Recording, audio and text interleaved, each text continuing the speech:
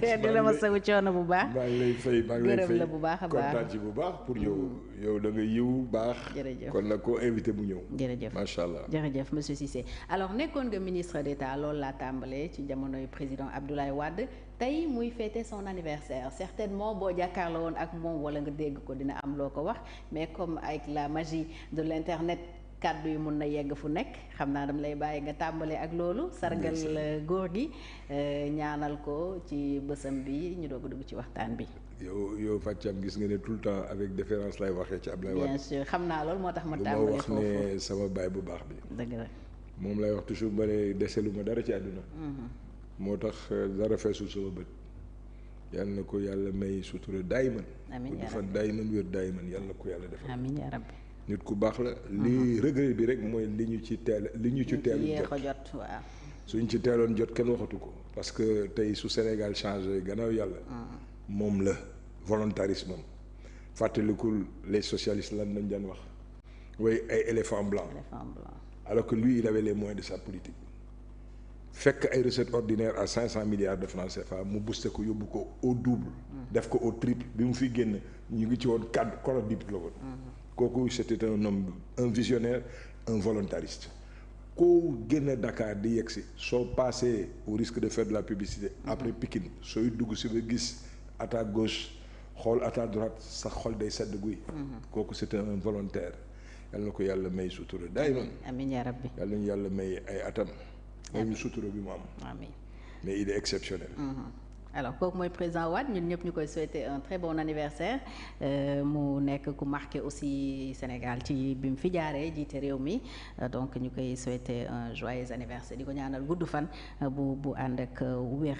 am na ko macha allah. waaw macha allah 102 ñi ci doon 104 ans sant yàlla yàlla taas ci barkeem. amiin yaa rabbi macha allah amiin donc joyeux anniversaire monsieur le président Abdoulaye Wade. alors beneen actualité bu ma bëgg aussi ñu njëkk cee wax mooy élection. de Banque africaine de développement élection président bi ñu ngi doog a am résultat au deuxième tour bi c'est l'ancien ministre de l'économie mauritanien qui vient en tête moom en tout cas la ñu jàpp ne daanaka jël na ndam li avec 48,41% des voix il est finalement même élu président ci kanamu Munzele Mayembo di candidat ancien ministre wala ministre économiste zambien bi nga xam ne moom la doon jonganteel Samuel Munzele Mayembo ñu bëri nag doon yaakaar Amadou Hott donte ses chances étaient minimes ndax jàppoon nañu ne li waroon ci wàllu taxawu wàllu campagne au niveau diplomatique amul tey lan ngay wax ci mun nañ ko tuddee défaite bu Amadou Hott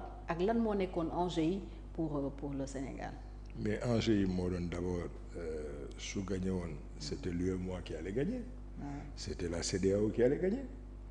Aujourd'hui, nous avons quelqu'un à la tête de la Banque africaine de développement dont le pays ne fait ni partie de l'UEMOA, encore moins de la CEDEAO, mais qui a eu le soutien d'un pays et pas des moindres, la Côte d'Ivoire.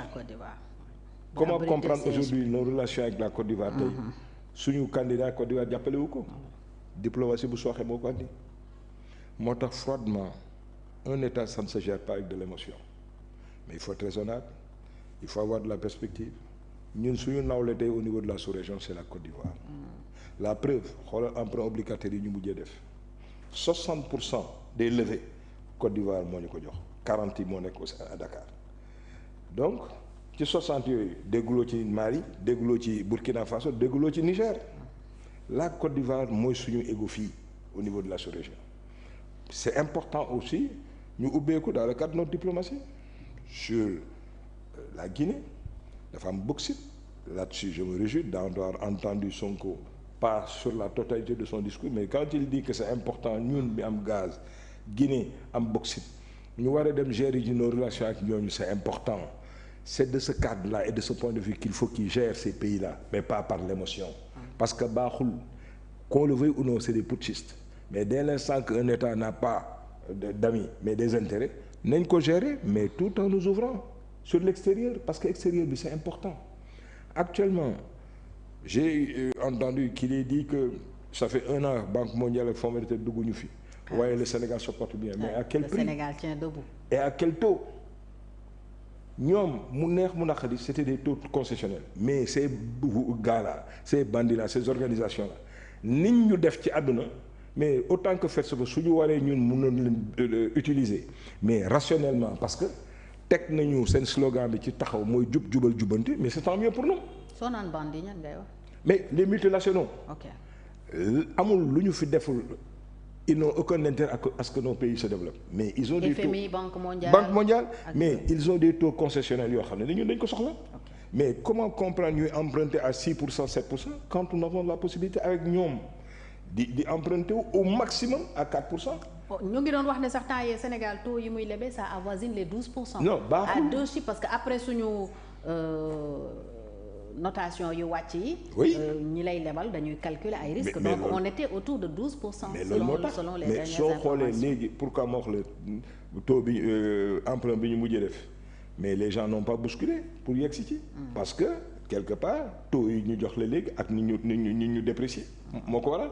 mais ensuite une diplomatie qu'on cherche jusqu'à présent pour mu yegg si fii un pays comme le Sénégal fi mu toll woon mën naa comprendre que tey comment on dit encore Pastef moo fi toog nit yi yéene nañ leen jàmm suñu réussir Sénégal nañu réussir mais c'est pas parce que kii sa allié la wala sa nit la que qu'il faille systématiquement teg ko foo xam ne y a des problèmes je pense qu'elle pouvait être utile au Sénégal dans d'autres secteurs.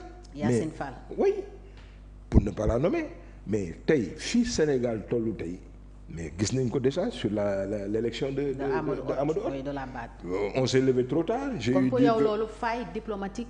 moo koy mais c'est expliquer surtout quelque ça part. c'est surtout ça et ensuite on n'a pas su très bien réchauffer nos relations avec la Côte d'Ivoire su ñu leen rassurer woon jox leen les signaux ak les gages mais y a pas de problème mais quand les gens n'ont pas une bonne lecture. Même le Mali mauritanien bi la soutenir. parce que oui. Assimi Goïta recevoir na semaine passée une délégation mauritanienne. mais c'est clair ba wax leen ni c'est clair ils ont leur c'est-à-dire suñu diplomatie dafa am. te ñun ak Mali dafa am problème xoolal suñu diggante ak Mali ak lu ñu bokk. doo comprendre c'est-à-dire il faut froidement que nos autorités puissent sans état d'âme réfléchir et xam ne un pays doit s'ouvrir au monde extérieur parce que tey dañu nekk dans un village planétaire les ressources vous prenez le cas aujourd'hui des pays du Golfe mais ñoo xam ne il se crée même des endettements ndax mais sur liquidité bi ñu am mais est-ce que dégg nga tey en dehors de président Diomaye ba fa demoon dégg nga tey ñu am fa tey une diplomatie active dem seeti leen parce que c'est important ñu seeti ñooñu pour avoir des ressources stables yu ñu mën a jox mais mënuloo tout le temps di def nawle ñoo xam ne au-delà de toute considération du ñu nawle on les respecte mais du ñu leen nawle quand je le dis c'est par rapport aujourd'hui au régime putschiste qu'ils ont démocratie du ñu gëm ñoom démocratie leen fi teg kon lu ñuy liggéeyu ku ñu àndal ci biir démocratie la mais nag pour prendre le cas aujourd'hui de l'économie foofu lay wax ne on ne doit pas avoir d'état d'âme mais lañ doon xaar tey ci suñuy autorité mais au premier chef le directeur aujourd'hui du port autonome de Dakar mooy mu dem seeti ñooñu pour faciliter leen ñuy ñëw fii ci suñu port bi ñooñu mooy le Mali Bertoumali yaa ngi fàttalu ko avant que tey mu am problème mu Mali Côte d'Ivoire bi les Maliens étaient plus portés vers le port d'Abidjan que Sénégal kon ñooñu dañu teg bët davantage seen ancien premier ministre boobu jusqu'à récemment yëpp dégg nañ ko yu muy wax nee na que les relations du Mali et du Maroc kenn mënu ko nattali amul benn pays bu nem ci niveau boobu mais sectaire bête et méchant tax mu wax loolu parce que xam nañ nos relations séculaires avec le Maroc mais ñu mel noonu da nga leen di laal avec des pincettes par rapport à des intérêts mais un sentimentalisme béat su yàqu du defal kon il est grand temps et je pense qu'au sortir des assises là dinañu réfléchir sur un changement de gouvernement mais ndaw si am na fu mu war a mën a joxe il paraît qu'elle est très outillée sur les problèmes de développement xalaat feneen bu ñu ko def mais diplomatie bi dañu Sénégal dafa am tradition. yow daal Yacine Fall bu remaniement amaatee impérativement dafa war a jóge ci bopp ministère bi mu yor. bon intégration africaine 1 an et demi. cin bu naree neex su baxee xeeñ. xeeñul neex. il y a d'autres ministères ça bouge mais emploi qu'on le veuille ou non le Fall là mais il fait bouger les choses. te bi mu fi yegg seen eggul éducation nationale mi ngi bouger il y a des ministères qui bougent mais diplomatie bi ñëpp gis na mais unanimement laaj ko tey c'est pas par rapport au gars de l'opposition rek mais ñëpp xam nañu kuy waxal yàlla rek xam nga ne diplomatie bi dafa sooxe baaxul mais Sénégal tey fan la nekk en dehors de la sous-région fan nañu invité fan nañu nekk kon d'accord que sous-région bi nga ratisser ko c'est une bonne chose mais il nous faut aujourd'hui autant que faire se peut démultiplier nos relations avec les multilatéraux ak les bilatéraux c'est important. Mais man vraiment échec Amadou Hott bi bertu la alors Saïd Ould Tah donc moom la ñu fal muy nekk président BAD Banque africaine de développement bi Amadou Hott doon yóotu te mujjee ñëw 3e ci premier tour bi alors juñu nga sànq loo xam ne aussi